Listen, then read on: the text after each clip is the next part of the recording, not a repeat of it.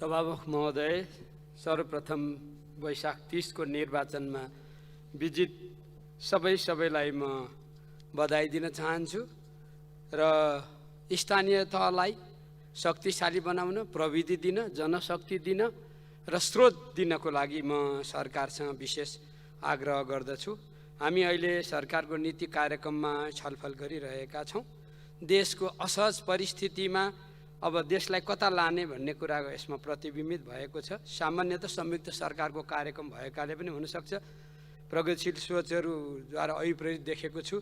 साह्रै महत्त्वकांक्षी छैन, खुसी लागेको छ। कृषिमा विशेष त उत्पादन आधारित हुन खोजिएको छ। आयात प्रतिस्थापन गर्न उत्पादन गर्नैपर्छ। नुन, चिनी, चामल, मकै समेत बाहिरबाट ल्याएर खाने देशमा उद्योग खोल्ने कुरा सकारात्मक नै मान्नुपर्छ। स्वदेशी उत्पादन र उपभोग वृद्धि गर्ने दशकीय अभियानलाई स्वागत छ। उत्पादनलाई प्रमाणित कसले गर्छ? कार्यक्रम अनुत्तरी छ। आगामी वर्ष 600 हेक्टर नदी उकास जमिनको कुरा ल्याइएको छ। भूप्रयोग गर्ने कुरा राम्रो छ। माटो परीक्षण पनि राम्रा विषय आएका छन्। 22,200 हेक्टर जमिनमा सिँचाइ सुविधा पुर्याउने, तराई मधेसका कृषियोग्य पकड क्षेत्रमा सञ्चय पोखरी, स्यालो तथा डिप ट्युबवेलबाट थप जमिनमा सिँचाइ गर्ने र सिँचाइ कार्यमा प्रयोग हुने विद्युतमा थप सहुलियत दिने कुरा सकारात्मक छन्। रुङ र उद्योगलाई सपोर्ट गर्ने सोच आएको छ। वैदेशिक रोजगारीमा गएकालाई देशभित्र रोजगारी दिने दृष्टिकोण सकारात्मक भए पनि नयाँ गन्तव्य खोजेर फेरि बाहिर पठाउने कुरा परस्पर अन्तर्विरोध देखिएको छ। 86 सालमा भित्रै दिगो विकास लक्ष्य प्राप्त गर्ने र मध्यम आय भएको मुलुकमा रूपान्तरण हुने रणनीति सही छ, तर यसको तयारीको खण्ड प्रष्ट छैन। कार्यक्रमले प्रष्ट पार्न नसकेको दुई कुरा मध्ये एउटा अन्तर्मन्त्रालय संयोजन कसरी हुन्छ र दोस्रो मुलुकलाई दिगो विकासको लक्ष्य प्राप्त गर्ने गरी समृद्धिको दिशामा जान पनि जनशक्ति प्रक्षेपणको योजना छैन। जनशक्ति प्रक्षेपण कामकोबाट हेर्दा शिक्षा मन्त्रालय र अन्य सरकारवालाको यो कार्यभार हो। जनशक्ति प्रक्षेपणको शिक्षा मन्त्रालय र योजना आयोगले तयार गरेको प्रतिवेदन प्रमुख कार्यालयमा अड्किएको छ। त्यो पनि जनताकै खर्चमा तयार गरिएको हो। शिक्षा आयोगको प्रतिवेदन पनि अघिल्लो सरकारले रोकेको थियो। त्यो तत्कालीन प्रमुखको सोचसँग नमिलेकै कारणले रोकेको हो भन्ने कुरा पनि म राख्न चाहन्छु। एक दशकभित्र सार्वजनिक शिक्षालाई सबल बनाउने कुरा नीतिमा परेको छैन, तर कुनै न कुनै प्रकारले त्यसका विषयहरूले यहाँ प्रवेश पाएका छन्।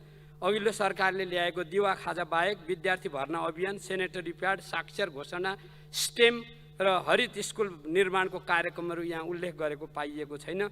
विज्ञान, गणित, प्राविधिक शिक्षकहरूको अभाव हुन नदिन शिक्षक दरबन्दी पुनरावलोकन सकारात्मक छ, तर शिक्षक पठाउने कि रकम पठाउने त्यो स्पष्ट हुन जरुरी छ। वास्तवमा उच्च शिक्षामा सेन्टर फर एक्सिलेन्स बनाउने कुरा स्वागत योग्य कुरा छ, तर विश्वविद्यालयको पुनर्संरचना कुरा यसभित्र प्रवेश गरेको छैन। यो नीतिगत सवाल हो भन्ने मलाई लाग्छ। त्यो नगरिकन अगाडि बढ्न सक्दैन। वास्तवमा सभामुखद्वय स्वास्थ्यको कार्यक्रम सकारात्मक नै आएको छ। सुर्तीजन्य पदार्थहरू बारे नीति कार्यक्रम बोलेको छैन। हाम्रो मूल समस्या अहिलेकै प्रधानमन्त्रीको नेतृत्वको बेला हामीले स्वास्थ्य बिमा पास गरेका थियौँ। त्यसको प्रभावकारी कार्यक्रम नै अत्यन्तै महत्त्वपूर्ण कुरा छ। हरेक प्रदेशमा 2 मेडिकल कलेज सकारात्मक छन्। डडेलधुरामा नयाँ कुरा आएको छ। बर्दिवास मेडिकल कलेज वास्तवमा चाहिँ परियोजनाले पनि जानकारी नगरिकन त्यसका कामहरू रोकिएको छन्। सरकारको म ध्यान आकृष्ट गराउन चाहन्छु। आज विश्वमा देखा परेका 3 सङ्कटमध्ये खाद्य सङ्कट, जलवायु परिवर्तनले ल्याएको सङ्कट र पेट्रोलियम पदार्थको मूल्यवृद्धि ल्याएको सङ्कट दीर्घकालीन समस्याहरू हुन्। पेट्रोलियम पदार्थको सवालमा आयल निगमको मोनोपोली, खर्चालुपन र लिकेजबारे राष्ट्रिय बहसको आवश्यकता छ। वास्तवमा आयल निगमलाई स्लिम बनाउनै पर्छ र यसका लागि पहिलो शर्त भारतसँग मूल्य समायोजन गरिनुपर्छ। दोस्रो कुरा निगमको ओभरहेड घटाउनुपर्छ। तेस्रो कुरा सार्वजनिक सेवालाई निजीकरण गरिनु हुँदैन। पेट्रोलियम पदार्थको खपत घटाउने बाहेक अर्को विकल्प छैन। सभामुख महोदय, राष्ट्रिय भावनालाई ध्यान दिँदा नीति कार्यक्रमले लिम्पिया, धुरा, लिपुरे र कालापानीको सवाललाई छोडेको छ। यसमा खुट्टा नकमाउनुहोस्। चीनलाई सशङ्कित गराएर र नेपाललाई अमेरिकी कित्तामा लगेर नेपालको राष्ट्रिय हित हुँदैन। प्रमुखको संयुक्त राज्य अमेरिकाको चाँडै हुने भ्रमणप्रति अहिलेदेखि नै सचेत हुन जरुरी छ। मिलिनियम च्यालेन्ज कर्पोरेसनसँगको अनुदान सम्झौता अघि बढेको कुरा उल्लेख छ। यही संसदबाट पारित भएको 12 बुँदे व्याख्यात्मक घोषणा के भयो त्यसको पनि जवाफ अपेक्षित छ। वास्तवमा यो सदनमा प्रतिपक्षी दलको नेता कमरेड केपी ओलीले प्रजातन्त्र राष्ट्रियबारे लामो प्रवचन दिनुभयो, मैले सुनिरहेँ। वास्तवमा 2 पटक संसद विगत गर्नुभयो उहाँले, त्यो गल्ती कतै उहाँले स्वीकार गर्नु भएन। राष्ट्रियता कुरा गरिरहँदाखेरि शिक्षा मन्त्री हुँदा तयार गरेको लिपुले काला पानी सम्बन्धी पुस्तकलाई उहाँले रोक लगाउनु भयो, एउटा कार्यदल बनाउनु भयो, एकपटक पनि बैठक राख्नुभयो र किताब किन रोकियो जवाफ पनि दिनु भएन। साँच्चै प्रजातन्त्र राष्ट्रियता कठघरामा तपाईँ पनि कठघरामै हुनुहुन्छ। राष्ट्रिय र प्रजातन्त्र कूटनीति र दाउपेचका विषयहरू हुन सक्दैनन् भन्ने मलाई लाग्दछ।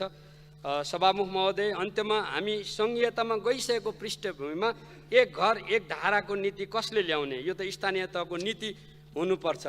सङ्घको काम 3 तहको सरकारमा जहाँ जहाँ अस्पष्ट छ त्यसलाई स्पष्ट पार्ने हुनुपर्छ। नीति र कार्यक्रम र बजेट ल्याउँदा यो पुरानो तरिका, सोच र स्ट्रक्चर बदल्नु। अहिले पनि हामी सबै समस्याको समाधान सरकार एक्लैले गर्छ भन्ने सन्देश दिइरहेका छौँ। सामान्यतः नागरिकप्रति मूल जिम्मेवारी सरकारको हो, तर सक्न लाग्यो सभामुख महोदय। तर समस्या समाधान गर्न सरकार, निजी क्षेत्र र समुदाय सबै हातेमालो गरेर जानुपर्छ। संविधान बनाउँदा समुदायको भूमिकालाई हामीले मुखरित गर्न सकेनौँ। भोलिका दिनमा संविधान संशोधन गर्दा 3 तहको सरकार र समुदायको भूमिकालाई स्पष्ट गर्ने गरी हामीलाई नयाँ साझा सूचीको आवश्यकता छ। अर्को अनुसूची व्यवस्था गर्न जरुरी छ। समुदाय भनेको स्वयंसेवी ढङ्गले काम गर्ने गैर नाफामूलक सङ्घ संस्था हुन्। हामी संविधानको 5 उपलब्धिमध्ये एउटा समाजवाद उन्मुक्ता हो। यस्ता सामुदायिक संस्था नि समाज आधारशिला हुनेछन्। यसको अभ्यास अहिलेदेखि नै गरौँ। यो संसद मार्फत म 753 स्थानीय तह र 7 प्रदेशको पनि ध्यान आकृष्ट गर्न चाहन्छु। धन्यवाद।